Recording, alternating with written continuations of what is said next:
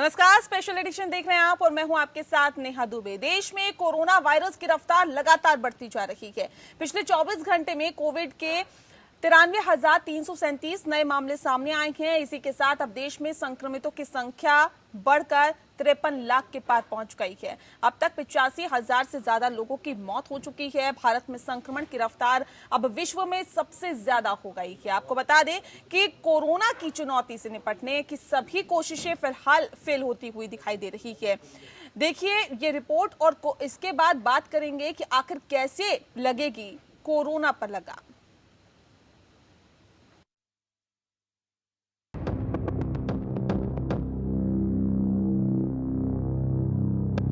देश में corona virus का कहर कम होने का नाम नहीं ले रहा है।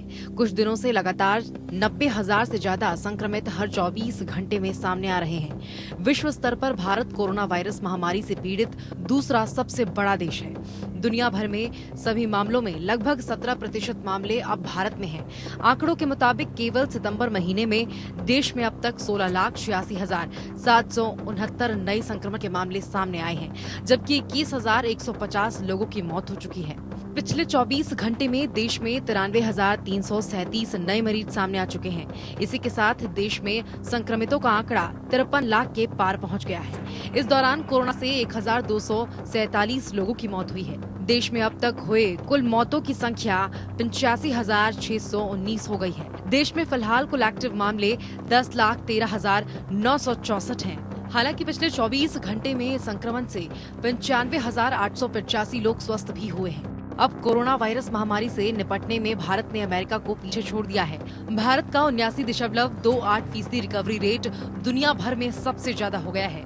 वहीं डेथ रेट की बात की जाए तो भारत में डेथ रेट 1.61% है, जबकि पॉजिटिविटी रेट 10.58% है। आंकड़ों के मुताबिक कोविड-19 मरीजों की संख्या 1 लाख तक पहुंचने में 110 दिन लगे थे, जबकि 1 लाख से 10 लाख तक पहुंचने में महज 59 दिन लगे। वहीं 10 लाख से 20 लाख 21 दिन में और 20 लाख से 30 लाख मरीज होने में महज 16 दिन ही लगे। वहीं 30 लाख से 40 लाख तक पहुंचने में मात्र 13 दिन और 40 लाख से 50 लाख तक पहुंचने में केवल 11 दिन लगे, जो साफ बता रहा है कि देश में कोरोना कहर बरपा रहा है और इसे रोकने के सभी उपाय नाकाफी साबित हो रहे हैं। कोरोना वायरस ने पहले से ही डगमगा रही अर्थव्यवस्था को घुटने पर ला दिया है। जीडीपी ग्रोथ में -23.9% की भारी गिरावट दर्ज की गई है। अर्थव्यवस्था में 40 साल में पहली बार इतनी बड़ी गिरावट आई है। आंकड़ों में उपभोक्ता खर्च, निजी निवेश और आयात बुरी तरह से प्रभावित हुए हैं। व्यापार, होटल, ट्रांसपोर्ट जैसे क्षेत्रों में बड़ी गिरावट दर्ज की गई है। एक समय देश का सबसे मजबूत रहा निर्माण उद्योग सिकुड़ गया है। 2025 तक अर्थव्यवस्था को $5 ट्रिलियन की इकोनॉमी बनाने का सपना अब पूरा होता नहीं दिख रहा है। विकास के बड़े इंजन खपत, निजी निवेश और निर्यात ठप पड़ चुके हैं। ऊपर से ये है कि सरकार के पास मंदी से बाहर निकलने और खर्च की बहुत क्षमता नहीं है। कारखाने, फैक्ट्रियां बंद हो रही हैं, लोगों की नौकरियां जा रही हैं, बेरोजगारी अपने चरम पर है। इसका प्रमुख कारण कोरोना वायरस और उसके कारण लगाए गए देशव्यापी लॉकडाउन को बताया जा रहा है। 2019 में भारत की जीडीपी 2,900 करोड़ की थी, जो अमेरिका, चीन, जापान और जर्मनी के बाद दुनिया की 5वीं सबसे बड़ी अर्थव्यवस्था थी। लेकिन अब कई अर्थशास्त्रियों का मानना है कि भारत की अर्थव्यवस्था 10% छोटी हो जाएगी। दरअसल भारत की अर्थव्यवस्था पहले से ही कमजोर हालत में थी और अब कोरोना ने बाकी बची उम्मीदों पर भी पानी फेर दिया है। आरबीआई गवर्नर शशिकांत दास ने पहले वी शेप्ड इकोनॉमिक रिकवरी की बात कही थी, लेकिन अब बेलगाम कोरोना ने हालात मुश्किल कर रखे हैं। देश में कोरोना के तेजी से बढ़ते मामले इस ओर इशारा कर रहे हैं। विशेषज्ञ भी गणितीय मॉडल के आधार पर बढ़ोतरी पर चिंता व्यक्त कर रहे हैं। भारत में संक्रमण की रफ्तार अब विश्व में सबसे ज्यादा हो गई है। कोरोना की चुनौती से निपटने की सभी कोशिशें फिलहाल फेल दिख रही हैं। Bureau report. तो देश में कोरोना का कहर लगातार बढ़ता जा रहा है। संक्रमित मरीजों की संख्या लगातार बढ़ती जा रही है और ये संख्या जाहिर तौर पर डराती भी है और हैरान और परेशान भी करती है। लेकिन इससे कैसे पार पाया जाए, क्योंकि कोरोना संक्रमित मरीजों की जो संख्या है, जो एक दिन में आंकड़ा सामने आ रहा है, वो 90 से लेकर 97,000 तक एक दिन में कोरोना संक्रमित मरीज हो रहे हैं और जाहिर तौर पे ये जो आंकड़ा है तकरीबन 1 लाख के आसपास पहुंच गया है। ये जो आंकड़ा है जिस तरह से बढ़ रहा है वो रफ्तार लोगों को डरा रही है, परेशान कर रही है। लेकिन सवाल इस बात को लेकर भी है कि आर्थिक गतिविधियां अगर बंद कर दी जाए, लोगों का घर से बाहर निकलना बंद कर दिया जाए, तो क्या हम कोरोना पर लगाम लगा सकते हैं? क्योंकि लॉकडाउन में हमने देखा कि किस तरह से आर्थिक गतिविधियों को बंद कर दिया था। बावजूद इसके कोविड-19 के जो मामले हैं वो भी सामने आते रहे और जैसे ही अनलॉक की प्रक्रिया शुरू हुई, इसके साथ लोगों के घर से बाहर निकलने का सिलसिला शुरू हुआ, कोविड-19 पॉजिटिव मामलों की संख्या भी उस तरह से बढ़ती चली गई। ऐसे में सवाल इस बात को लेकर है कि आखिर बढ़ते कोरोना के केसेस पर कैसे लगाम लगेगा, कैसे आखिर कोरोना संक्रमित मरीजों की संख्या को कम किया जा सकता है। विश्व में सबसे ज्यादा तेजी से भारत में केसेस बढ़ रहे हैं और ये जो जाहिर तौर पे दिक्कतें हैं वो इससे बढ़ती जा रही है। और कोरोना जिस तरह से वैक्सीन कोरोना को लेकर नहीं आई है, हालांकि उम्मीद यही की जा रही थी कि जल्द ही वैक्सीन इसकी आ जाएगी, लेकिन वैक्सीन नहीं अभी तक आई है। हालांकि केंद्रीय स्वास्थ्य मंत्री का ये भी कहना है कि इस साल के अंत तक वैक्सीन आने की संभावना है। लेकिन क्या जिस हिसाब से और जिस तरह से चीजें चल रही है, क्योंकि रूस की जो वैक्सीन है उसका ट्रायल भी पूरी तरह से सफल नहीं हुआ, तो जाहिर तौर पर कहा जा सकता है कि जो आखिरी ट्रायल में कई दवाइयां थी उनका ट्रायल फेल हो चुका है, उसमें रिएक्शन हो रहा है दवाइयों का। तो इसके बाद अब क्या कहा जाए? क्या ये उम्मीद की जा सकती है कि इस साल के अंत तक कोरोना की वैक्सीन सामने आएगी और लोगों को कुछ हद तक राहत मिलेगी? देखिए, लोगों का घर से बाहर निकलना जरूरी है, लोगों का घर से बाहर निकलना एक मजबूरी है, लेकिन बावजूद इसके एक डर, एक खौफ जहन में रहता है। जब भी कोई भी व्यक्ति बाहर निकलता है तो उसके बाद एक ये डर रहता है कि कहीं वो अपने साथ कोरोना तो नहीं लेकर जा रहे। इस पर आज हम तफसील से चर्चा करेंगे और बात इस बात की भी होगी कि आखिर कोरोना के मामले जो बढ़ रहे हैं उस पर कैसे नकेल कसा जा सकता है। इस पर तफसील से चर्चा करने के लिए हमारे साथ खास मेहमान मौजूद है, उनसे आपका तारुफ करा देते हैं। डॉक्टर विनय अग्रवाल जी हमारे साथ है, पूर्व अध्यक्ष IMA के। डॉक्टर विनय, बहुत स्वागत है आपका। इस वक्त हमारे साथ डॉक्टर सुमंत गुप्ता जी हैं जो कि कैंसर विशेषज्ञ हैं, सर्वोदय अस्पताल से सीधे हमारे साथ जुड़े हैं। डॉक्टर सुमंत, आपका भी बहुत स्वागत है। डॉक्टर DR राय जी हमारे साथ जुड़ गए हैं, पूर्व उपाध्यक्ष है IMA के। डॉक्टर DR साहब, आपका भी बहुत स्वागत है। और डॉक्टर आनंद गुप्ता जी हमारे साथ हैं, मेडिसिन एक्सपर्ट है। डॉक्टर आनंद, बहुत स्वागत है आपका भी। तो तमाम जो डॉक्टर्स हैं हमारे साथ लगातार जुड़ गए हैं। दरअसल को ये जानेंगे कि आखिर इस पर नकेल कैसी कसी जा सकती है और क्या वाकई हम कोरोना के मद्देनजर एक खौफ और एक डर के साए में जी रहे हैं। जब हम घर से बाहर निकलते हैं तो एक डर रहता है क्या जहन में? सबसे पहला सवाल मेरा यहाँ पर डॉक्टर विनय अग्रवाल आपसे है, क्योंकि कोरोना के मामले सर जिस तरह से बढ़ रहे हैं भारत में, दुनिया में सबसे ज्यादा तेजी से अगर कहीं पर कोरोना के मामले बढ़ रहे हैं तो वो भारत है। ऐसे में सर क्या कुछ एहतियात बरती जाए कि कम से कम इन बढ़ते हुए मामलों को तो रोका जा सके? जो संक्रमित हो गए वो कम से कम इलाज कराएं, अब मामले ना बढ़े, इसके लिए क्या किया जाए?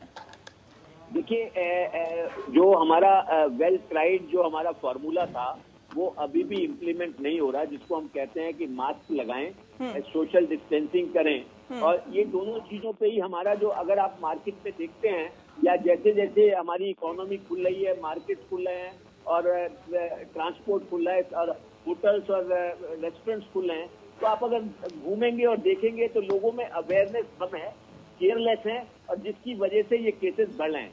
क्योंकि जब हमने लॉकडाउन था, उस लॉकडाउन में क्योंकि केसेस कम थे, उसका स्प्रेड कम था, क्योंकि हमने उसे बहुत ही एग्रेसिवली लॉकडाउन को फॉलो किया। लेकिन अब जैसे जैसे इकोनॉमी खोलने की वजह से हम मार्केट्स को ओपन कर रहे हैं, ट्रांसपोर्ट को ओपन कर रहे हैं और बाकी सेक्टर्स को ओपन कर रहे हैं, लोगों में केयरलेसनेस भी आ गई है और इसलिए केसेस बढ़ रहे हैं। मुझे लगता है कि हमको सोशल अवेयरनेस को कम नहीं करना चाहिए और काफी ध्यान उस पर देना चाहिए, चाहे हमें उसे सख्ती से पालन करना पड़े, जिसकी वजह से कि लोगों का ध्यान जाए, मैं अपने भी बचूं और दूसरों को भी बचाएं, ये हमारा एक मोटो होना चाहिए और इसी पे काम करना। ठीक है डॉक्टर DR राय साहब, सवाल इस बात को लेकर है जिस बात का जिक्र अभी डॉक्टर अग्रवाल कर रहे थे कि लापरवाही या फिर अवेयरनेस की कमी, क्या मुख्य रीजन आप समझते हैं? क्योंकि अगर लोग ये नहीं जानते कि मास्क लगाना जरूरी है तो भी ये एक बड़ी दिक्कत है कि कोरोना संक्रमित जो मरीजों की संख्या है उसको रोकना यहाँ पर बहुत मुश्किल हो जाएगा इस जनसंख्या में। और ऐसे में अगर लापरवाही बढ़ती जा रही है कि कुछ नहीं होगा, मास्क लगाने से कुछ नहीं होगा, अरे कोरोना हमें तो नहीं लगेगा, तो ये कितनी बड़ी दिक्कत है? समस्या कहाँ पर है सर? नेहा जी, आपने बिल्कुल ठीक कहा। सबसे बड़ी समस्या मैं ये कहूंगा हमारी लापरवाही है। लॉकडाउन के बाद जिस वक्त सरकार ने छूट दी तो लोग ये समझने लग गए कि हमने कोरोना पे विजय पा ली है। जी जी। और सरकार भी बार बार कहती रही, हम डॉक्टर समाज भी हमारा बार बार कहता रहा कि भाई तुम जब तक एहतियात नहीं बरतोगे तुम्हें कोई इसका समाधान हमारे पास नहीं है। आज की तारीख में भी हमारे पास कोई कारगर इसकी दवा नहीं है। अगर कोई दवाई है तो सिर्फ वो हमारा सोशल डिस्टेंसिंग है और मास्क और हैंड हाइजीन है। लेकिन जैसे जैसे हम लोगों ने इसको लॉकडाउन को खोला, इस प्रकार से लोग दुकानों पे जाने लगे, सोशल डिस्टेंसिंग बिल्कुल नाम की चीज नहीं, और सड़कों के ऊपर लोग बाग घूम रहे हैं जिसने मास्क नहीं लगा रखी है। और सरकार भी इसमें कहूंगा इस वक्त कि जो अथॉरिटीज इसको रेगुलेट करती हैं उन लोगों ने भी बड़ी छूट दे दी। कोई अगर किसी जगह पर 10-15 लोग खड़े हैं, अगर उसके अंदर 3-4 आदमी भी बिना मास्क के हैं, उनके ऊपर एक्शन क्यों नहीं हो रहा? जब तक उनको हम सख्ती से नहीं बताएंगे तब तक लोग बनाने नहीं। और सबसे बड़ी जो हमारी लापरवाही है, जब तक कि हम खुद नहीं समझेंगे कि ये कोरोना, और दूसरी बात मैं आज आपके माध्यम से कह दूं, हर वक्त व्यक्ति आज लोग बाग कोरोना फटीक हो चुका है, कोरोना फटीक सिंड्रोम हो गया है। लोग बाग 6 महीने से घर में बैठे बैठे बहुत परेशान हो रहे हैं और वो पूछते हैं यार कोरोना कब खत्म होगा? मैं आपके माध्यम से आज कहता हूँ कोरोना खत्म नहीं होगा। बताइए देश के अंदर, हमारे देश के अंदर कितनी बीमारियां आई हैं। स्वाइन फ्लू आया, अभी तक खत्म नहीं है। H1N1 आया, वो खत्म नहीं हुआ। एड्स वगैरह आई, वो खत्म नहीं हुई। हाँ, कम हो जाएंगी। हमको अब कोरोना के साथ ही जीना है और वो जीने के लिए हमको अपने आप को एहतियात, लापरवाही नहीं करनी है। बिल्कुल, लापरवाही नहीं बरतनी है और जाहिर तौर पर एहतियात बरतते रहना है। लेकिन डॉक्टर आनंद, ठीक है, यहाँ पर जिस प्रकार से सरकार ने कहा कि 100 आदमी ना हो, बिल्कुल ठीक है। मैं तो कहता हूँ कुछ दिनों की सख्ती और करें। चलिए सर, इस पर रिएक्शन ले लेते हैं। और भी खास मेहमान हमारे साथ लगातार जुड़े हुए हैं। आपके पास सर मैं लौटूंगी, फिर आपसे सवाल लूंगी। ठीक है, डॉक्टर आनंद शुक्ला। ठीक है सर, लौटेंगे सर। सर आपके पास में आएंगे 18 सितंबर को। ठीक है, ठीक है सर, लौटेंगे आपके पास। डॉक्टर आनंद शुक्ला, सवाल इस बात को लेकर है कि जिस बात का जिक्र अभी डॉक्टर D.R. राय साहब कर रहे थे कि ऐसी बहुत सारी बीमारियां हैं, और वाकई में ऐसी बहुत सारी बीमारियां हैं जो अभी भी हमारे देश में हैं, जिनका अभी तक ना कोई इलाज है, ना फिर हमें उनसे मुक्ति मिल पाई है। राय साहब करना पड़ेगा। राय साहब, आपको आवाज मिल पा रही है?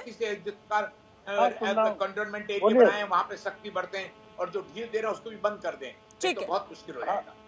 ठीक है, ठीक है सर, ठीक है। ये सवाल मेरा डॉक्टर आनंद शुक्ला जी से है। शुक्ला साहब, सवाल इस बात को लेकर है, जो हालात और जो स्थितियां फिलहाल देश में हैं, कोरोना महामारी ने अपने पांव पसार लिए हैं, लगातार तकरीबन 1 लाख मामले सामने आ रहे हैं। लेकिन सवाल इस बात को लेकर है, जिस बात का जिक्र भी राय साहब कर रहे थे कि ऐसी और भी बहुत सारी बीमारियां हैं जिसने भारत में आकर अपनी जड़ें मजबूत कर ली और उसके बाद वो यहाँ से कभी नहीं गई। तो क्या कोरोना भी उनमें से एक बनने वाला है क्या? मैम, वाकई बनने वाला है। लेकिन एक चीज हम इन लोगों को बताएं, हमारे जितने भी मेडिकल एक्सपर्ट्स हैं, पहले तो एक मास एक्सपोजर अगर एक बार हो जाता है ना, तो उसके बाद ये कोई दिक्कत नहीं होती। अननेसेसरी लॉकडाउन, ये डाउन और ये सेफ्टी वो सेफ्टी से कुछ नहीं होना। आपको इम्यूनिटी हम लोगों की काफी स्ट्रांग है, क्योंकि हम लोग और दूसरी बात ये है कि जो ये एक्सपोजर हो गया है, ये आगे ही नहीं हो सकता 50 साल तक रहे। 2008 में सबसे पहले ये एक्सपोजर हुआ था, तब मैंने एक चैप्टर लिखा था डिजास्टर मैनेजमेंट, उसमें यही था कि कोई इस तरीके का बैक्टीरिया वायरस को लेके एक्सप्लोजन होगा जिससे कि नरसंहार हो सकता है काफी। और ये प्रेडिक्शन भी था, प्रिकॉशन भी था और प्रिवेंशन भी था। ध्यान नहीं दिया गया था। दिल्ली यूनिवर्सिटी में वो मेरा चैप्टर पढ़ाया जाता है, दिल्ली इन्वायरमेंट स्टडीज में, आनंद शुक्ला के नाम से। तो अब ये सब चीजों को डिजास्टर मैनेजमेंट हम लोग शुरू से ये सब करते आ रहे हैं। अपोलो में हम लोग को ट्रेनिंग भी दी जाती थी। अपोलो में भी मैंने काम किया, मैं प्रोफेसर उस समय मेडिकल कॉलेज में। हम वायरस बैक्टीरिया को रोक नहीं सकते, हम अपने को प्रिवेंशन के तरीके ला सकते हैं। ठीक लेकिन जहाँ मास है, ठीक है सर, इस पे exposure हो रहा है, रिएक्शन ले लेते हैं हम। डॉक्टर सुमंत गुप्ता, सवाल इस बात को लेकर है कि जिस बात का जिक्र अभी आनंद जी कर रहे थे, डॉक्टर आनंद का कहना है कि एक बार एक बड़े मास को हो जाएगा, यानी कि बड़ी जनसंख्या को अगर कोरोना हो जाएगा, उसके बाद इसका जो ग्राफ है वो डाउन आने लगेगा। क्या आप भी इनकी बातों से इत्तेफाक रखते हैं क्या? मैम देखिए, इस कंसेप्ट को ना हर्ड इम्यूनिटी बोलते हैं। जब करीब 60-65% पॉपुलेशन को कोई भी वायरल एक्सपोजर हो जाता है तो उसके बाद उन वायरसेस का या किसी भी वायरल इन्फेक्शंस का ग्राफ अपने आप कम हो जाता है। तो आज अगर हम दिल्ली के सीरो सर्वे की बात करें तो करीब 33% के करीब दिल्ली का एक्सपोजर हो चुका है। सिमिलरली पुणे में ज़्यादा हो गया है। तो इसी कंसेप्ट पे वैक्सीन्स काम करती हैं। तो ये बात बिल्कुल ठीक है। हाँ, जैसे सर ने बोला कि अगर एक बार कोई वायरस या कोई भी इन्फेक्शन एक बार कम्युनिटी में आ गया है तो वायरस या वो चीज़ कभी भी जाएगी नहीं, चाहे वो डेंगू हो या स्वाइन फ्लू हो। तो इसी चीज़ के लिए हम वैक्सीन का इंतज़ार कर रहे हैं या किसी भी चीज़ का इंतज़ार कर रहे हैं। वैक्सीन जो हैं वो 10 से 15 साल लेती थी डेवलपमेंट में। आज वॉर फुटिंग पे उसका काम चल रहा है। तो हम जो 7, 8, 9 महीने की बात कर रहे हैं कि हमें वैक्सीन मिल जाएगी, वो शायद हम बहुत ज़्यादा एक ऑप्टिमिस्टिक बात कर रहे हैं, मगर हो सकता है अगले 6 महीने 8 महीने में हमारे को वैक्सीन भी मिल जाए। वैक्सीन से भी हम एक तरह की हर्ड इम्यूनिटी डेवलप करने की बात कर रहे हैं। तो हमें थोड़ा संयम रखना पड़ेगा। तब तक केवल हमारे पास जो है वो सोशल डिस्टेंसिंग, हैंड हाइजीन और मास्क है। तब तक का हमें समय काटना है और तब तक जब तक हमारे पास हर्ड इम्यूनिटी, चाहे वो वायरस के द्वारा या वैक्सीन के द्वारा नहीं आती है, तब तक का हमें जो समय है उसको रोकना है। तो यही हमारे पास तब तक का बचाव है। उस समय तक हमें एक बैलेंस्ड आउटलुक के साथ चलना है, अपना बचाव करना है। उस समय तक जाहिर तौर पे एहतियात कदम उठाते हुए ही आपको घर से बाहर निकलना है और किसी से मिलना है तो 2 गज की दूरी को मेंटेन करना है। कोरोना संक्रमित मरीजों की संख्या जिस तरह से बढ़ती जा रही है, ये वाकई अपने आप में बहुत सवाल खड़े कर रहा है। सवाल सरकार की कार्यप्रणाली पर भी खड़े हो रहे हैं, तो प्रशासन के ऊपर भी सवाल खड़े हो रहे हैं। सरकार के साथ साथ यहाँ पर अब सवाल हो रहे हैं अस्पताल के प्रशासन पर भी, क्योंकि मरीजों को एडमिट नहीं किया जा रहा है। कई मरीजों को दर दर की ठोकरें खानी पड़ रही है और उनको इलाज नहीं मिल पा रहा है। उस पर भी आज हम चर्चा करेंगे। लेकिन इस वक्त एक महत्वपूर्ण सवाल मेरा है यहाँ पर। एक सवाल मेरा आपसे है डॉक्टर विनय अग्रवाल, क्योंकि ऐसा भी देखने के लिए मिला है सर कि जो कोरोना संक्रमित मरीज हो चुके हैं, पहले हम इस पर डिस्कशन करते हुए आए हैं और अक्सर आप हमारी डिबेट में बैठते हैं, लेकिन अब जो चीजें निकल के सामने आ रही है, जो इस पे ताजा अपडेट निकल के सामने आ रहे हैं, उसके मुताबिक जो कोरोना संक्रमित मरीज हो चुके हैं वो ठीक हो जाते हैं, फिर से संक्रमित हो रहे हैं। तो सर ये कितनी बड़ी समस्या है? अगर हम एक कहें कि एक मास को जब हो जाएगा, जैसा कि अभी बात कर रहे थे जो डॉक्टर सुमंत है, वो कह रहे थे कि पहले 60 to 65% अगर लोगों को हो जाता है, उसके बाद जाहिर तौर पे वो डाउन आता है, यानी कि ग्राफ नीचे की तरफ जाता है। लेकिन सर सवाल इस बात को लेकर है कि अगर दोबारा लोगों को कोरोना होगा तो ये कितनी बड़ी समस्या उभर के आ रही है देश के लिए? देखिए, ऐसे बहुत कम केसेस हैं जिसमें कि हम ये कह सकते हैं कि लोगों को दोबारा से संक्रमण हो रहा है या कोरोना हो रहा है। बहुत रेयरली ऐसे केसेस आए हैं और वो उसका भी कारण ये है कि ये भी देखा गया है कि इसका जो एंटीबॉडीज डेवलप हो रही हैं वो वीक हैं, वो लगभग उसको 30 से 35 दिन या 2 महीने तक के बीच में खत्म हो रही हैं। तो इस प्रकार जो नया संक्रमण हो रहा है, बट ऐसे केसेस बहुत कम है और बहुत कम लोगों में ऐसा हो रहा है कि उनकी एंटीबॉडीज उतना डेवलप नहीं हो पा रही हैं ताकि वो उसको इम्यून सिस्टम को वो बीमारी से फाइट कर सके। मेरा इसमें दूसरी चीज भी कहनी है मेरे को कि दोबारा से संक्रमित जो लोग हो रहे हैं वो हमारे लिए एक बहुत डिफरेंट सा एस्पेक्ट है। अभी हमारे लिए ये एस्पेक्ट है जो आपने अभी छेड़ा कि हॉस्पिटल्स में जगह नहीं मिल रही है।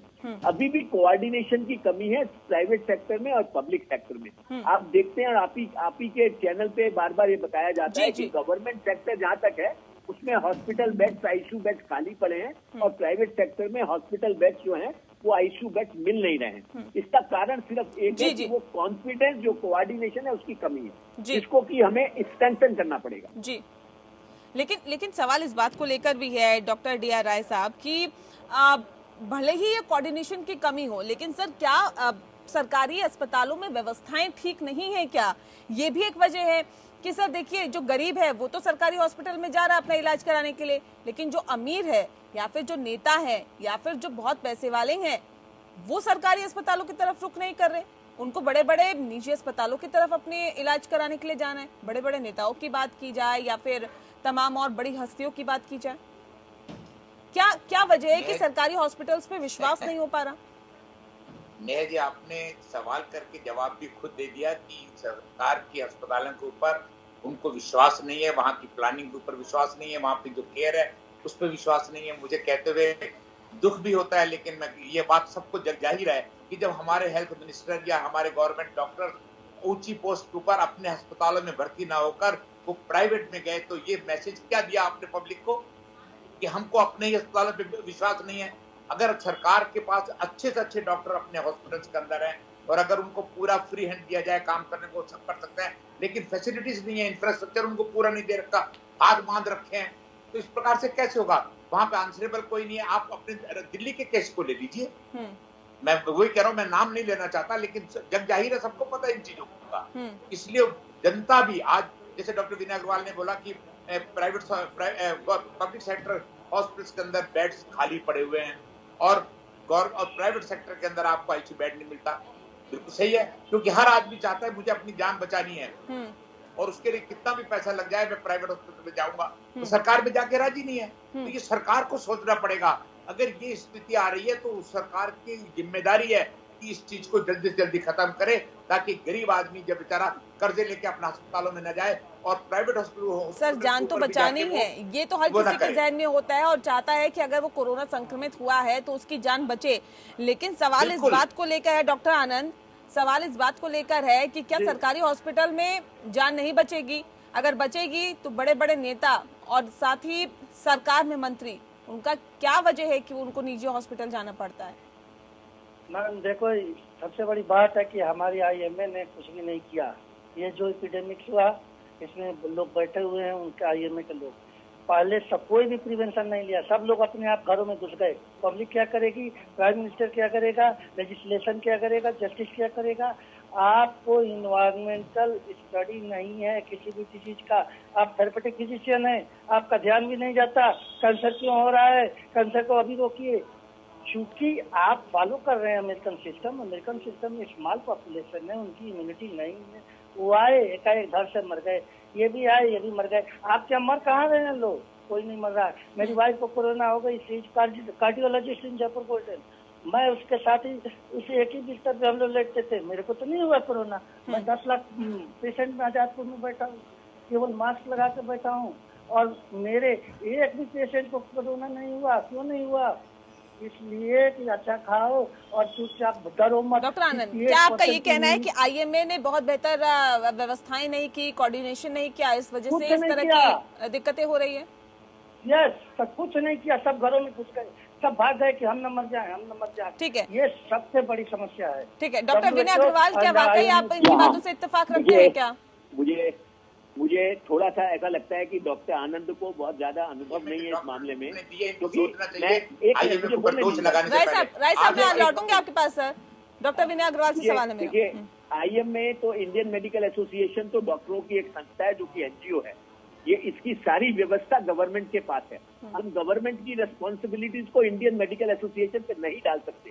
आपने एक ऑनरेबल हेल्थ मिनिस्टर का स्टेटमेंट पढ़ा पार्लियामेंट में, जो उन्होंने कोरोना पे पूरा विवरण दिया। उस विवरण में कहीं पर भी उन्होंने मेंशन भी नहीं किया कि इंडियन मेडिकल एसोसिएशन ने कुछ काम किया या वो उनको कुछ रेस्पॉन्सिबिलिटी दी गई। मेरा ये कहना है कि गवर्नमेंट की रेस्पॉन्सिबिलिटी को एनजीओ नहीं ले सकती है, एनजीओ को आपको साथ लेना पड़ेगा। लेकिन मैं डॉक्टर आनंद को भी बताना चाहता हूँ और आपकी चैनल के थ्रू सब लोगों को ये आभास दिलाना चाहता हूँ कि इंडियन मेडिकल एसोसिएशन एक ऐसी संस्था है जिसने बतौर पूरे तरीके से पूरी रेस्पॉन्सिबिलिटी से जो रेस्पॉन्सिबिलिटी हमें मिली और हमने लोगों को जागरूक कराया। आप आखिरी देखिए, लास्ट कल तक की बात, हमने यहाँ तक बताया कि गवर्नमेंट के पास वो डाटा ही नहीं है जो हेल्थ केयर वर्कर्स की डेथ हुई है। गवर्नमेंट के पास ये डाटा नहीं है। कोरोना वॉरियर्स को तालियां बजवाते हैं, लेकिन उनके पास डाटा नहीं है कि कितने कोरोना वॉरियर्स, कितनी नर्सेज, कितने डॉक्टर्स, कितने हेल्थ केयर वर्कर्स की डेथ हुई। ये किसने अवेयर कराया? इंडियन मेडिकल एसोसिएशन का। हमारा काम इम्प्लीमेंटेशन नहीं है, हमारा काम अवेयरनेस है। वो अवेयरनेस हम कर रहे हैं, डॉक्टरों के राइट्स के लिए लड़ रहे हैं और लोगों को बता रहे हैं, और फिर भी अपनी जिम्मेदारी से पीछे नहीं हट रहे हैं। और कंधे से कंधा मिलाकर सरकार का, डिस्ट्रिक्ट एडमिनिस्ट्रेशन का, स्टेट एडमिनिस्ट्रेशन के साथ हम लोग काम कर रहे हैं। डॉक्टर आनंद, मैं कभी पर्सनली आपसे डिस्कस करूंगा अगर आपके कुछ इश्यूज होंगे हमारे ठीक है, साथ, तमाम तो आप solve काम करेंगे। कर रहे हैं और तमाम काम IMA करता रहा है, लेकिन फिर भी डॉक्टर सुमंत, एक सवाल इस बात को लेकर है, फिर भी डॉक्टर्स पर सवाल उठते रहे हैं। ये भी कहा जाता है कि जब इलाज कराने के लिए जो मरीज है वो अस्पतालों का रुख करता है तो डॉक्टर्स अब कोरोना के चक्कर में बेहतर इलाज ही नहीं कर पा रहे, मिलते ही नहीं है। और अगर इलाज करते भी हैं तो बहुत ये कहा जा सकता है कि बहुत मजबूरी में, जब मरीज बहुत ज्यादा बोलता है या फिर उसके परिजन बहुत ज्यादा बोलते हैं, उस कंडीशन में आकर इलाज करने के लिए राजी होते हैं डॉक्टर्स। इस तरह के गंभीर आरोप लग रहे हैं, तो कितना इत्तेफाक रखते हैं इन आरोपों के साथ? मैम, इन आरोपों को कुछ भी कहा जा सकता है। अगर हॉस्पिटल्स की बात करी जाए, प्राइवेट छोटी क्लिनिक्स की बात अलग रखी जाए, जहां तक हॉस्पिटल्स की बात है, हम लोग ऑन्कोलॉजी प्रैक्टिस की बात करें तो पूरे लॉकडाउन में कैंसर में पूरा इलाज पेशेंट्स का होता रहा है। मैं अपने ऑन्कोलॉजी सेटअप की बात करें तो कैंसर का इलाज कभी भी रुका नहीं। कैंसर हुआ, डायलिसिस हुई, ये एक ऐसी ब्रांचेस रही हैं जिसमें पेशेंट्स का इलाज पूरे टाइम रुका नहीं है, तो ये कहना गलत रहेगा। हाँ, कुछ इलेक्टिव ब्रांचेस रहीं जिसमें इलाज पेशेंट्स का भी रुका, पेशेंट्स आए भी नहीं, मगर जो एसेंशियल ब्रांचेस रही हैं जैसे कि critical care, cardiac, oncology, nephrology, इनमें तो पेशेंट्स का पूरे लॉकडाउन में भी इलाज चलता रहा है और ऐसा कुछ भी नहीं है कि पेशेंट्स को हेल्थ केयर नहीं मिली है। तो आई थिंक डॉक्टर विनय भी एग्री करेंगे कि डॉक्टर्स ने अपना काम पूरे टाइम करते रहे। हाँ, स्टैंड अलोन क्लिनिक्स वगैरह नहीं चल पाई थी लॉकडाउन के टाइम पे, मगर जितने बड़े हॉस्पिटल्स हैं, चाहे सरकारी हो या प्राइवेट हो, उनकी सेवाएं पूरे टाइम चलती रही हैं। बिल्कुल, ऐसा नहीं है कि हर जगह चलती रही, लेकिन ये है, कहा जा सकता बड़े है कि शहरों में डॉक्टर्स ने काम अपना बखूबी किया है और वाकई करना भी चाहिए, क्योंकि डॉक्टर्स को भगवान का दूसरा रूप माना जाता है। और एक तरह से ये कहा जा सकता है कि जो मरीज होता है उसको कहीं ना कहीं जो डॉक्टर है वो दूसरी जिंदगी देता है। तो जाहिर तौर पे डॉक्टर्स को अपना काम करना चाहिए, और इस महामारी के वक्त जब इस तरह की क्रिटिकल सिचुएशन देश में है, उस वक्त अगर डॉक्टर्स ही अपना कर्तव्य को बहुत बेहतर तरीके से नहीं निभाएंगे तो जाहिर तौर पे आम इंसान कहा जाएगा, ये समझ से परे।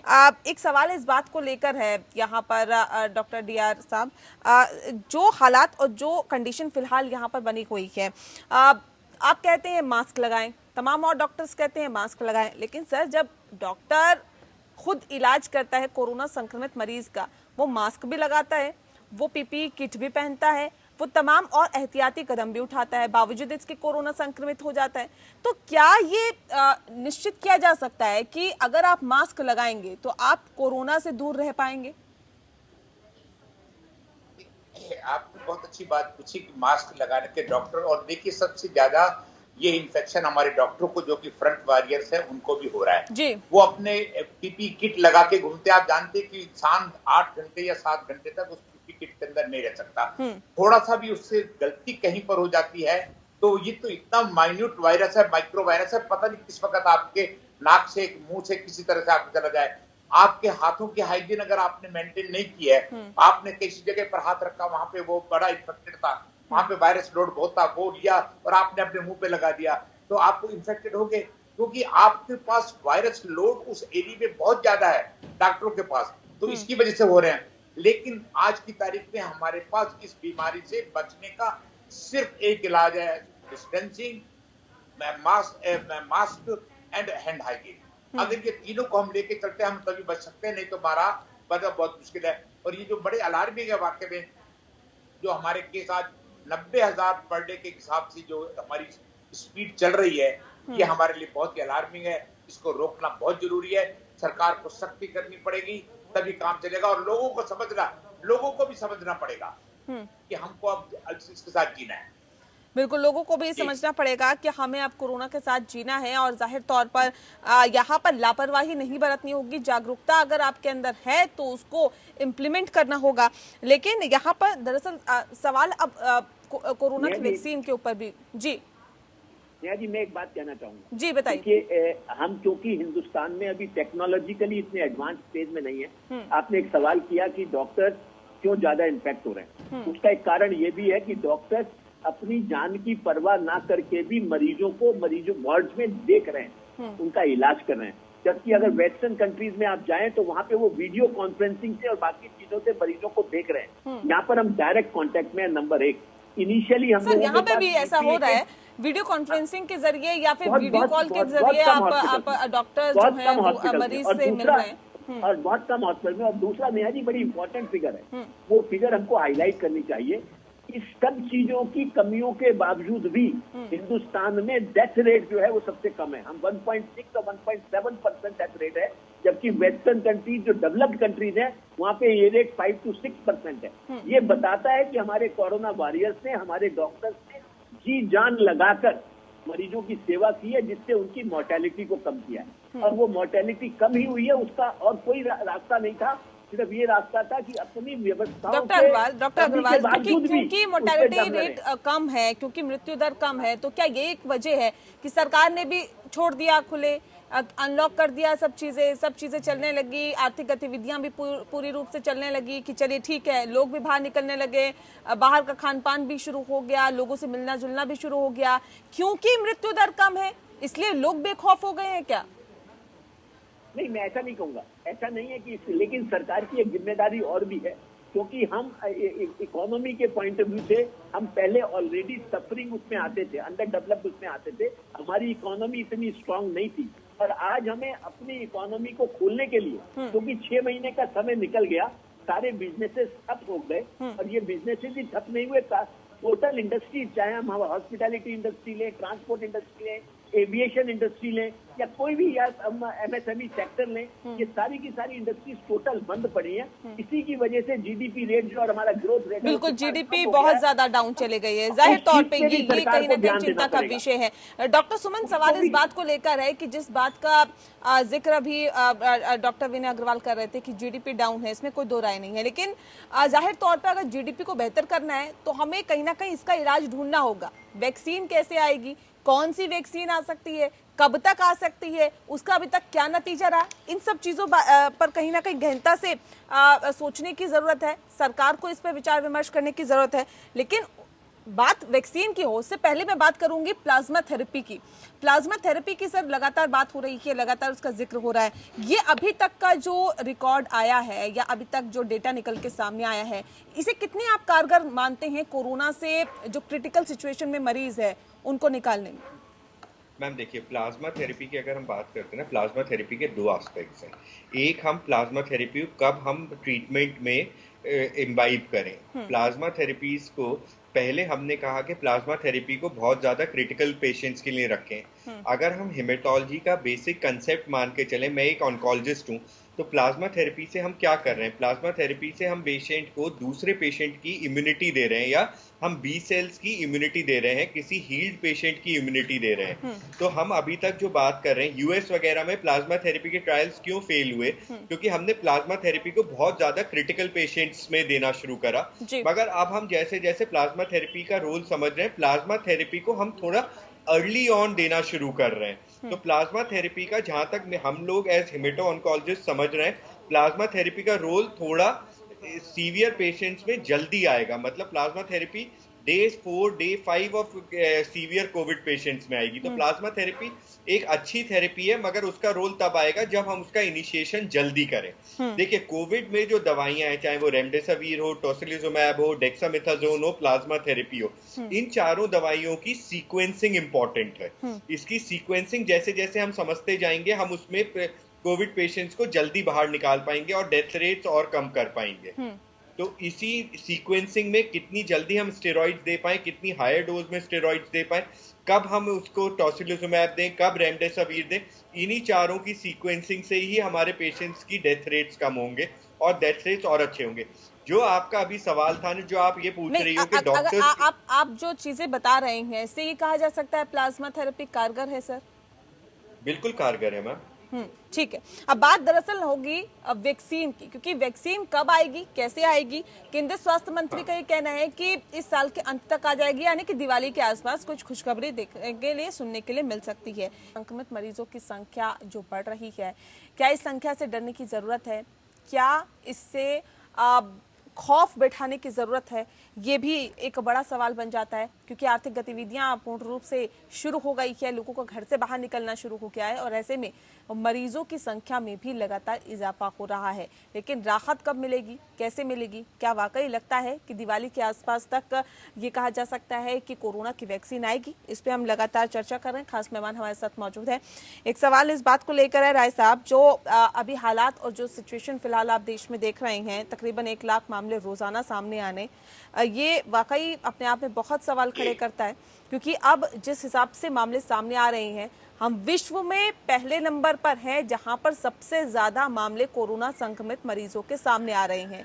ये तो अपने आप में सवाल खड़ा करता ही है, लेकिन आखिर वैक्सीन क्या लगता है, क्या उम्मीद की जाए? केंद्रीय स्वास्थ्य मंत्री कहते हैं कि साल के अंत तक यानी कि दिवाली के आसपास वैक्सीन आ जाएगी। क्या उम्मीद की जा सकती है ऐसी? देखिए, $1 मिलियन क्वेश्चन बन गया, क्योंकि हर व्यक्ति आज की तारीख में वैक्सीन की तरफ देख रहा है जी। और अच्छी अथॉरिटीज भी यही कह रही हैं कि वैक्सीन आ जाएगा और साथ में इफ एंड बट्स भी लग रहे हैं। देखिए, किसी भी वैक्सीन को बनाने के लिए कम से कम 8-10 साल का टाइम लगता था। ये मैं जरूर कहूंगा कि आज की तारीख में साइंस इतनी एडवांस कर चुकी है और इस पेंडेमिक टाइम के ऊपर आकर उसको टाइम को बड़ा कट छोड़ करके वो कह रहे हैं और इसके ऊपर अभी ट्रायल बीच में भी आपने देखा कि ऑक्सफोर्ड वाली उस वैक्सीन की ट्रायल चल रही थी, बात बीच में रोक दी गई, क्योंकि इसकी ट्रायल इतनी कहना चाहिए सटीक होती है कि अगर उस पेशेंट को किसी को भी दी जाए, उसकी इम्यूनिटी कितने वक्त पे रहती है, जब तक ये हमको मालूम नहीं पड़ेगा। बाय द वे, वैक्सीन को आपने ट्रायल पे भेजा और 15 दिन के बाद उसकी इम्यूनिटी खत्म हो जाती है, उस वैक्सीन का कोई फायदा ही नहीं है। और अभी वैक्सीन को मास लेवल पे थर्ड स्टेज के अंदर जो वैक्सीन हम उसकी टेस्टिंग करते हैं, ट्रायल करते हैं, जिसके अंदर हजारों को दिया जाता है, अच्छों को हर एरिया के अंदर जाके दिया जाता है, उसकी स्टडी की जाती है। तो जो आप मुझसे आंसर मांग रही है, मैं नहीं सोचता, और हर तरफ से मेरे इसकी स्टडी करने के बाद ये वैक्सीन हमको एंड में दिसंबर तक आ जाए तो बहुत होगा, नहीं तो हो सकता है ये मई अप्रैल से पहले एक अच्छा वैक्सीन जो कारगर होगा आने के चांसेस नहीं है। कारगर वैक्सीन की आप बात कर रहे हैं, क्या पैमाना इसका होता है डॉक्टर आनंद शुक्ला कि कारगर वैक्सीन हो? क्योंकि कोई भी वैक्सीन बनती है तो उसके ट्रायल होते हैं, वो तमाम ट्रायल पर खरी उतरती है, एक पैमाना होता है, वो उस पैमाने पर खरी उतरती है, उसके बाद ही उसको लॉन्च किया जाता है पूर्ण रूप से। ऐसे में कारगर शब्द का अगर इस्तेमाल कर रहे हैं राय साहब, तो इसका हम क्या मायने निकाले? कई बार इमरजेंसी में तुरंत थर्ड स्टेज से लोग बनाना चालू करते हैं, क्योंकि ड्रग बैंक और वैक्सीन बैंक में कम से कम हजारों ड्रग जो है अनयूज और नॉन मार्केटिंग वाले ड्रग्स होते हैं जो मार्केट में नहीं आता, और थर्ड स्टेज में डायरेक्ट ट्रायल होता है, उसके बाद उसको हम लोग ट्रायल करके फोर्थ स्टेज में और लॉन्च कर देते हैं। लेकिन ये संभव नहीं है, क्योंकि इसकी इम्यूनिटी 3 महीने के बाद ज्यादा नहीं रुक रही है। आप सुन रहे हैं बात? जी सुन पा रहे हैं आपको। 3 महीने के बाद इसकी इम्यूनिटी नहीं हो रही है, तो प्लाज्मा थेरेपी फेल, वैक्सीन भी टोटली फेल। अब आपके पास एक ही चीज है, आप साफ सुथरा रहिए, हाथ धोइए और खाना खाइए, टेस्टिंग मत कराइए, क्योंकि टेस्टिंग के बारे में भी आप है फेल। आपको ये नहीं पता है कि किस लेवल पे टॉक्सिसिटी जो है वो डेथ कॉज करेगी या डेबिलिटी करेगी या इम्यूनिटी लॉस करेगी। अभी तक ये पूरे विश्व में नहीं है। अगर मैं कहता हूँ तो मेरा लोग बात नहीं सुनते हैं।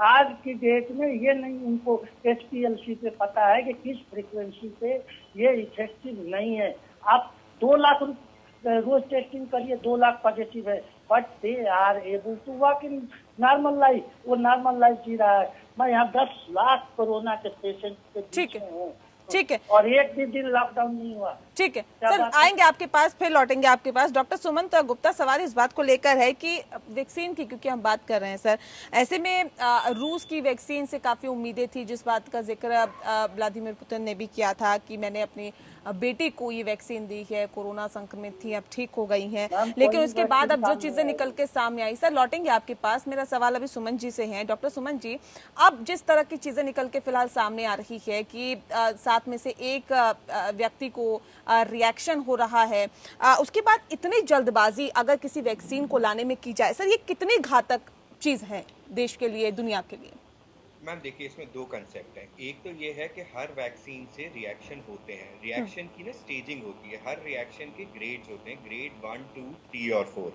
ग्रेड 1 और 2 बहुत ही माइल्ड रिएक्शंस होते हैं। अगर हमें याद हो, हम अपने बच्चों को जब डीपीटी का वैक्सीन भी लगवाते हैं तो थोड़ा सा बुखार आता है।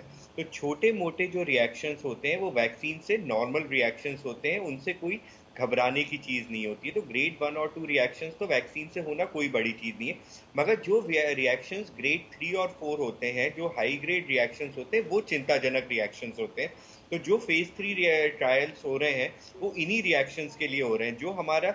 जो एस्ट्राजेनेका वाला ट्रायल हो रहा था, जो अभी इंग्लैंड में रोका गया था और रीस्टार्ट हुआ, उस पर्टिकुलर पेशेंट को एक चीज होती है, जो स्पाइनल कॉर्ड डिसऑर्डर हुआ था जिस वजह से वो ट्रायल रोका गया, और वो ट्रायल रीस्टार्ट इसी वजह से हुआ कि जो वो स्पाइनल कॉर्ड का डिसऑर्डर था वो वैक्सीन रिलेटेड नहीं था। जब रिसर्च हुई तो उसकी वजह से वर्ल्ड ओवर वो ट्रायल वापस हो गया है, रीस्टार्ट। इंडिया में भी रीस्टार्ट हो गया है और अमेरिका में भी अब शायद 1-2 दिन में उसको रीस्टार्ट करने की यूएस एफडीए ने परमिशन दे दी गई है। तो जो वैक्सीन के रिएक्शंस होंगे तो उनको क्लासिफाई करा जाता है। ऐसी हर दवाई, चाहे वो कैंसर की दवाई हो या किसी भी बीमारी की दवाई हो, तो जो भी रिएक्शंस होते हैं उनको ग्रेड करा जाता है 1, 2, 3 और 4 में। तो जो 1 और 2 के होते हैं उन्हें माइनर एईज बोलते हैं या माइनर एडवर्स इवेंट्स बोलते हैं। They are acceptable adverse events, और वो हर दवाई के साथ होते हैं या हर वैक्सीन के साथ होते हैं। तो उसमें हमें घबराना नहीं है। वही रशियन वैक्सीन के साथ है जो 1 in 7 साइड इफेक्ट्स बोल रहे हैं। Russians are claiming that they are very low grade 1 and 2 side effects. तो those are not to be taken up very seriously. अगर वो रशियन पेपर्स, जब हमारे पास साइंटिफिक डेटा आएगा, जो DRL करके एक इंडियन कंपनी है which have tied up with the Russian for the phase 3 side research, अगर वो ग्रेड 1 और 2 साइड इफेक्ट्स हैं तो they are not to be taken up very seriously, they are acceptable side effects. हाँ, अगर जो vaccines आ रही हैं जो फेज 3 में अगर 3 और 4 के डिग्री के साइड इफेक्ट्स हैं तो they have to be taken up very seriously and then the vaccine will never be launched commercially. ठीक है, तो ये चीज को साइंटिफिकली समझना पड़ेगा। ठीक है डॉक्टर विनय, ठीक है सर, मैं लौटूंगी आपके पास।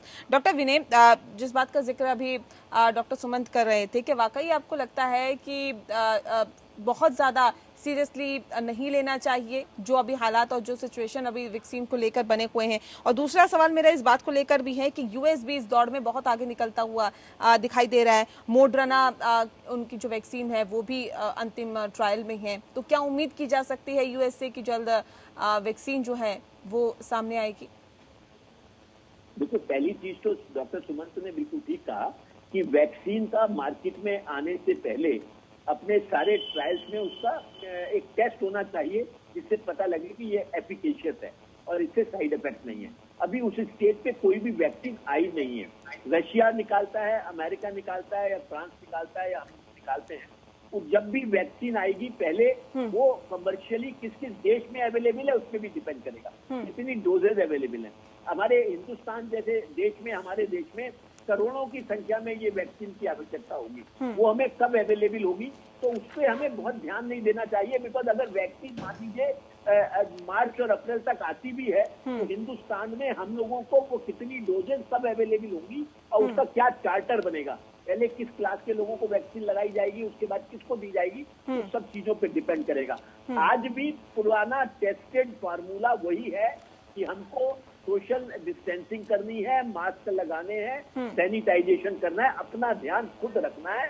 डॉक्टर शुक्ला ने बिल्कुल ठीक कहा कि, लेकिन मैं उनकी एक बात से सहमत नहीं हूँ, हमको टेस्टिंग भी कराना चाहिए। टेस्टिंग से हमें आभास होना चाहिए कि अगर हम संक्रमित हैं तो हम सोशल आइसोलेशन करें जिससे बाकी लोग संक्रमित ना हो। ठीक है, लेकिन सर एक बहुत बड़ी समस्या डॉक्टर राय साहब इस वक्त सामने आ रही है, जो अभी हम देख रहे हैं कि कई लैब्स ऐसी हैं सर कि कोरोना संक्रमित मरीज नहीं होता फिर भी पॉजिटिव दिखा दिया जाता है। तो ये कितनी बड़ी समस्या है, और ये भ्रम की स्थिति में जो मरीजों को रखा जाता है सिर्फ और सिर्फ पैसे लेने के लिए, सिर्फ और सिर्फ अपनी जेबें गर्म करने के लिए, ये कितनी बड़ी समस्या, और इसके ऐसे लोगों के खिलाफ किस तरह की कार्रवाई होनी चाहिए और कैसे चिन्हित किया जाना चाहिए ऐसे लोगों को? जी, ये तो मैं कहूँगा ये क्राइम है, इसको इस श्रेणी में रखा जाए। कोई भी डॉक्टर, एक क्वालिफाइड डॉक्टर जिसने ICMR से परमिशन लेकर, NABS से परमिशन लेने के बाद अपनी लैब चला रहा है, उसको फेथफुल होना पड़ेगा। और हम इंडियन मेडिकल एसोसिएशन की तरफ से हमेशा कहते हैं कोई आदमी गलत रिपोर्ट देता है तो हम उसके साथ नहीं है, हम उसको कंडेम भी करते हैं। अभी कुछ दिन पहले एक डॉक्टर को पकड़ा गया जिसने कोरोना की रिपोर्टें बना के दे रहा था, वो डॉक्टर भी नहीं था, तो लेकिन उस डॉक्टर ना होने के बाद वो ये काम कर रहा था, तो डॉक्टरों की पूरी जमात हम आपको बदनाम कर दी गई। इस प्रकार के केसेस के अंदर मैं आपको दोबारा कह रहा हूं कि मैक्सिमम लोग जो फर्जी डॉक्टर या झोलाछाप डॉक्टर हैं या इस प्रकार की लैब बना के बैठे हैं, जनता को मालूम नहीं है कि वो डॉक्टर है या नहीं, वहां पे चले जाते हैं, वो अपना पैसा कमाने के लिए ले रहा है। हमको इस वक्त जनता को भी जागरूक होना पड़ेगा। वेबसाइट पे जाके देखिए आईसीएमआर से कौन सी लैब अप्रूव्ड है, एनएबीएच की कौन सी लैब अप्रूव्ड है, दूसरी कौन सी लैब अप्रूव्ड है, उनके पास जाइए क्योंकि वो आंसरेबल है। बिल्कुल हर चीज उनके ऊपर आधार बिल्कुल के बाद ऐसे लैब्स के ऊपर कार्रवाई होनी चाहिए सर, क्योंकि मुद्दा ऐसा है और बहुत सारे सवाल है मेरे, और कार्यक्रम क्योंकि मैं कार्यक्रम के आखिरी पड़ाव में हूँ, चलते जाते एक छोटा सा सवाल मैं और आपसे लेना चाहती हूँ, क्योंकि वैक्सीन की यहाँ पर बात हो रही है। आपसे है मेरा अग्रवाल साहब, डॉक्टर अग्रवाल आपसे मेरा सवाल है कि जो वैक्सीन की बात हो रही है सर, कोई भी देश वैक्सीन बनाए, बस ये है कि वो भारत में आए या फिर तमाम और देशों तक पहुंचे, जो लोग कोरोना संक्रमित हैं उन तक उसकी पहुंच बने। लेकिन ऐसे में सर सवाल इस बात को लेकर है कि कोरोना राष्ट्रवाद का मसला भी, जो वैक्सीन राष्ट्रवाद है उसका मसला भी कहीं ना कहीं गहराता जा रहा है कि जो भी देश कोरोना की वैक्सीन बनाएगा क्या उसे तमाम और देशों में भेजेगा, या इतनी वहां पर प्रोडक्टिविटी हो पाएगी या प्रोडक्शन इतना हो पाएगा उस दवाई का ताकि और तमाम देशों तक पहुंचे। ये कितनी बड़ी समस्या उभर के सामने आने वाली है। ये तो एक बहुत बड़ी समस्या है, और मैं इसमें एक बात जरूर कहूंगा कि मैं अपने माननीय प्रधानमंत्री जी को साधुवाद दूंगा कि उन्होंने पहले से टाई अप किया हुआ है फाइनेंशियली ऑल्सो हाँ। उन देशों से जहां पे बड़ी अग्रणी स्टेज में वैक्सीन डेवलपमेंट प्रोग्राम है जी। ताकि हमको जल्दी मिल सके वो वैक्सीन। जी। ये एक बहुत बड़ा पहल है, जो अच्छा पहल है। और मुझे लगता है कि हमको ये सोचते हुए, चाहे अब हम अगर हम देखते हैं तो रशिया या अमेरिका, इन दोनों देशों से हमारे संबंध अच्छे हैं, और अगर इन दोनों वैक्सीन में किसी भी देश की वैक्सीन पहले आती है तो हमारा उनके साथ टाई अप है कि हमको डोजेज जल्दी मिले, और कितनी डोजेज मिलेंगी उसके साथ साथ हमारा प्रोग्राम भी तैयार है कि वो पहले हेल्थ केयर वर्कर्स को लगेंगी, उसके बाद हाई रिस्क एरियाज में लगेंगी। इस तरीके का प्रोग्राम भी आईसीएमआर ने पहले से तैयार किया हुआ है। इस बात के लिए मैं सरकार को और आईसीएमआर को साधुवाद भी दूंगा। चलिए, बहुत शुक्रिया सर आप सभी का हमारे साथ इस खास कार्यक्रम में जुड़ने के लिए। दरअसल स्पेशल एडिशन में आज हमने बात की कोरोना के बारे में। कोरोना संक्रमित मरीजों की संख्या जिस कदर बढ़ रही है, ये वाकई अपने आप में एक गंभीर समस्या है, और यहाँ पर दिक्कत सिर्फ इस बात की है, या तो लोगों में जागरूकता की कमी है या फिर लोग लापरवाही बरत रहे हैं। लापरवाही नहीं बरतना है, पूरे एहतियात के साथ घर से बाहर निकलना है। इस बात को समझना बहुत जरूरी है कि अगर आप घर से बाहर निकल रहे हैं तो आपके पीछे पूरा परिवार है। अगर आप कोरोना संक्रमित होते हैं तो न सिर्फ आप खुद बल्कि पूरे परिवार को ही इस समस्या में डाल सकते हैं। लिहाजा एहतियात बरतिए, सुरक्षित रहिए। स्पेशल एडिशन में इतना ही। नमस्कार।